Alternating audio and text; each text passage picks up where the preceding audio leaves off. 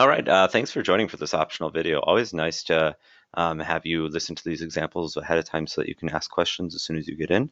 So just a little bit about permutations and combinations. Our first example, we're on slide 5, I believe.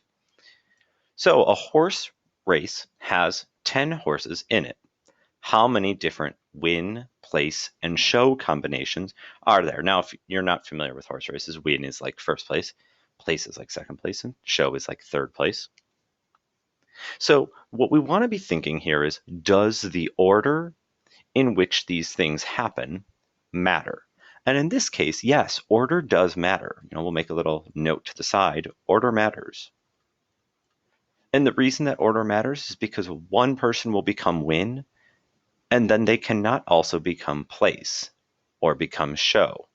So essentially, there are 10 different horses that could get win, but as soon as one of them gets that, now there are only 9 options of people who can get place. So this then becomes a permutation. Or you can do it as a counting principle. There's sort of some ambiguity there. If I do it as a counting principle, I write out, okay, there are 3 slots.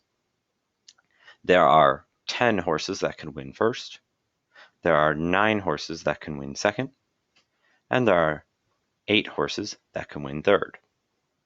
Now what you'll notice is this is also the same as just doing 10 options or 10 horses, and I'm picking 3 of them. Both of these will give you the same answer of 720. Again, I'll show you in class how to do this 10 pick 3. It's in the same spot as N choose R. It's just N pick R, it's like one button up or down. Next, there are 30 students in a class who completed a science project. How many different ways can students' projects be selected as first prize, second prize, and third prize? So once again, what you're doing here is thinking, well, is this a case where the order of things matters? Is there an arrangement, or is it just a group that is being polled? And here, there is an arrangement. There's a first place, there's a second place, there's a third place. So again, order matters. Anytime that you see like a first, second, third, right away, you know order matters. So in this case, once again, we're doing a permutation. The total number is 30, so this is going to be a 30. And what I am picking is 3. I'm picking first prize, second prize, and third prize. So I do 30 pick 3. I shoot that into a calculator and I get 24,360 different permutations for the way in which first, second, and third prize can be picked. All right, let's move into some more examples. I have 6 students sitting in a row. How many different arrangements of the students are possible? Now, notice what's happening here. 6 students are sitting in a row. I'm not just picking like 4 of them. I'm not asking how many combinations of 3 of them there are. I'm using all 6 of them. So I'm using the entire set, which means I'm just doing n factorial. So 6 factorial, there are 720 different arrangements of those 6 students. Of the 6 students, 2 of them must sit in one of the first 2 seats. How many ways could they be arranged now? So now, if I split this, there are 2 seats, and then there are 4 seats. 2 of these students must be sitting in these first seats, which means for seat number 1, there are 2 options for kids that can be sitting there. Seat number 2, there is 1 option of kid. Because once, I place John here, Mike has to be sitting here. The other 4 students are sitting in these other back 4, and they could be arranged in any way. So there's 4 options for that first kid, 3 for that second kid, 2 for that first, and 1 at the end. This is the same as doing 2 factorial times 4 factorial, which gives us a total number of arrangements of 48.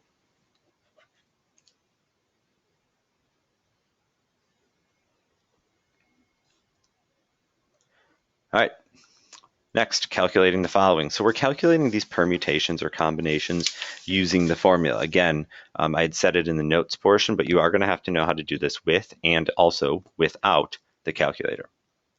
So here, if I have 5 pick 3, something that we just want to remember is that our n pick r formula is n factorial over n minus r factorial.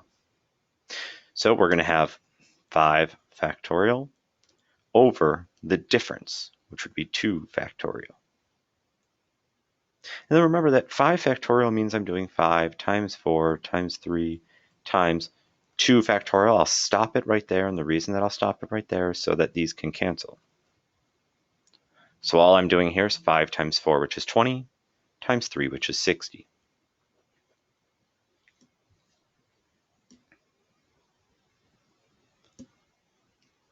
If I'm doing 6 pick 4, I'll have 6 factorial over the difference factorial, which is 2. So this will be 6 times 5 times 4 times 3 times 2 factorial over 2 factorial so that those can cancel. Now I already know 5 times 4 times 3 is 60, and 6 times 60 is 360. Look at that. Math, no calculator. 8 choose 3. So remember, n choose r has a different formula. N factorial over n minus r factorial and also r factorial. So we'll have 8 factorial over the difference between these, 5, and the r, 3. So I'll do 8 times 7 times 6 times 5 factorial, and I'll stop it right there so that the 5 factorials can cancel. But I still have this 3 factorial down here, 3 times 2 times 1. Now, times 1, I don't really need that. 3 times 2 is 6, so I can cancel off that as well. And 8 times 7 is going to give me 56. Last, 7 pick 5. So again, 7 factorial over the difference factorial means 7 times 6 times 5 times 4 times 3 times 2 factorial over 2 factorial. Those cancel. 6 times 5 times 4 times 3 is 360. Times 7 is going to give me 2,520.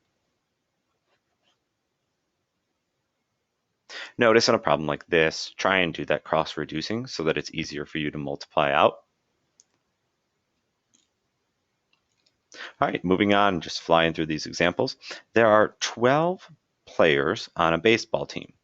If all 12 players can play all of the positions, how many different lineups can the team have? So the number of players here is 12.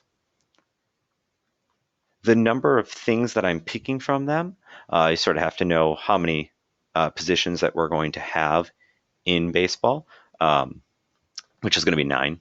So I have 9 positions for my lineup and 12 players on the team. And you want to be asking yourselves, well, does the order matter here? And yes, it does. Whoever I pick for first base is playing first base. They're not also going to then be second. So we're going to have 12 pick 9. And when I throw that into my calculator, I get 79,833,600. So if I just have 12 people on my baseball team and I'm going to play 9 of them, there are 79,833,600 different ways that I can play just those 9 or 9 of those people. And that says sort of a lot then, because you're looking for the one that's going to be the best. Now we can switch this a little bit. On a different team, there are 15 players. More players, bigger number.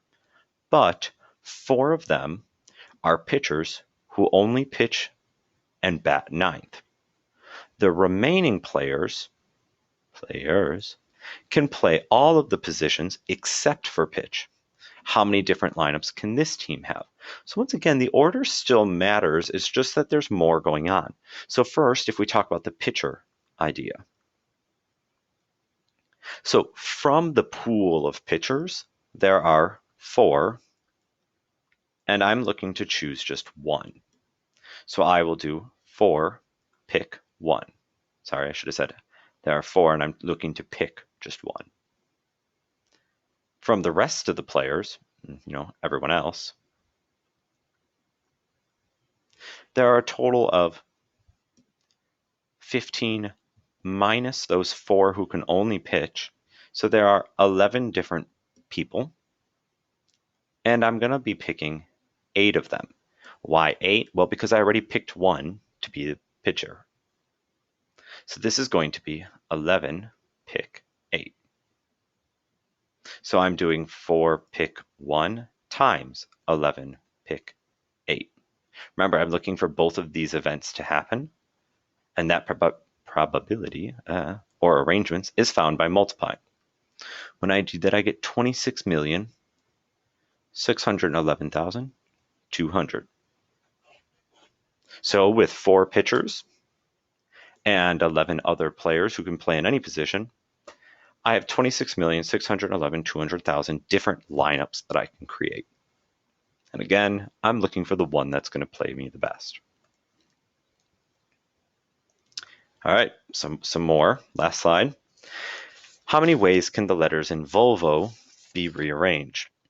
So this is a case where the order of these, yes, it does matter, but it's also distinguishable. And what I mean by that is, if I switched these 2 V's, that's not going to give me a different word. And what I want to know is how many different ways is this going to be a distinguishable permutation? So our formula for distinguishable permutations is n factorial over n sub 1 factorial, n sub 2 factorial, so on and so forth, where n represents the total number of elements. So here, there are 5 different letters. N sub 1, n sub 2, and n sub 3, and so on and so forth, represent the number of unique things in that element, or in that set. So there are 2 V's. So I'm going to make, this is the V's. This is going to be the L's and the O's. There's only 1 L, and then there are 2 O's. So we'll have 5 factorial over 2 factorial, 2 factorial, 1 factorial. When I do that, I get 30. So I can rearrange the letters in Volvo 30 different ways where it will give me different words. Whether or not those words are actually real words, that's different. But there are 12 students in a class. 7 are girls and 5 are boys. How many ways can the students line up where only the gender of each student is noted? So we have a total of 12. This is a distinguishable permutation. You could word this question just slightly differently and have it not be a distinguishable permutation, because I could just be asking, like, how many different ways can I align these 12 people? But it's saying that only their gender is noted, which means that I'm sort of splitting this as boys versus girls, meaning I have 2 little subgroups here. There are 7 girls. Here's girls. And then there are 5 boys. So this will be 12 factorial over 7 factorial, 5 factorial. That's a terrible factorial. This whole denominator looks terrible. Anyways, when I do 12 factorial over 7 factorial, 5 factorial, I get 792 different ways of aligning these 12 students in different ways where only their gender is recorded. Again, so all of our examples are done there. Your biggest takeaway has to be differentiating, does the order matter here, in which case it's a pick, or does the order not matter? Am I just pulling a group of something? Group is going to be a good keyword there, in which case it's going to be a combination. Counting principles are where you have a certain number of slots, and you can maybe have repetition between them. So a lot of password things are going to be something that you're going to just do a counting principle on. You'll see more examples of these, and a lot of these are pretty fun. The nice thing about them, again, is that they're very quick to do. It's just that thinking work of, am I going to do an N pick or an N choose? So get started on the homework if you want, and make sure that you bring questions tomorrow in case you have them.